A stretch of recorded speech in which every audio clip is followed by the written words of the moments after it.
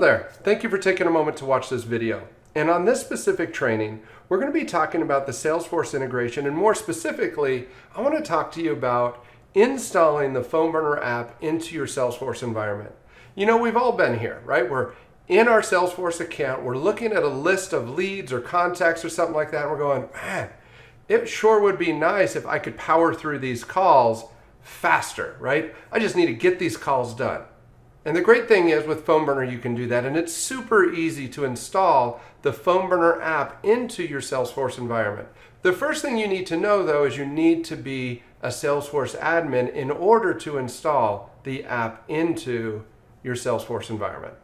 The second thing you need to know before installing the app is that you need to have the new notes option enabled in your account. So let me show you how to do that real quick. So we're going to click on the gear in the upper right hand corner. We're going to go to Setup. From the Setup page, we're going to go to the Quick Find, and we're just going to type in the word Notes and go to Notes Settings. Hopefully this is already enabled for you, but if it's not, make sure you check that box and save it. Again, this is a requirement for the PhoneBurner app to work properly in your Salesforce org. So now let's go ahead and get the app installed. So first thing we need to do, let's click on the app launcher, go to View All, click on Visit AppExchange.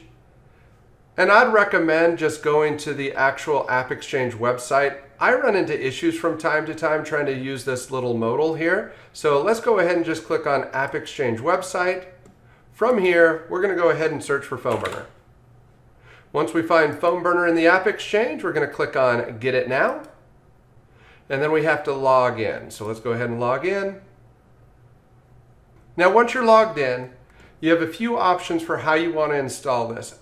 I do recommend that you install for all users, but of course every org is going to be different. So you can install for admins only or just for specific profiles. Just know that if you choose admins only or specific profiles, there's probably going to be some additional setup for permissions that you're going to have to go through after you do the install. But for the sake of this training, I'm going to choose Install for all users, and now I'm going to click the Install button. In some cases, it may take a little longer than expected for the app to install, and so you might get a message like this indicating that it's taken a little longer, but don't worry, it's going to install in the background. So I'm going to go ahead and click on Done, and wouldn't you know it, it's actually completed the install by the time I clicked on Done.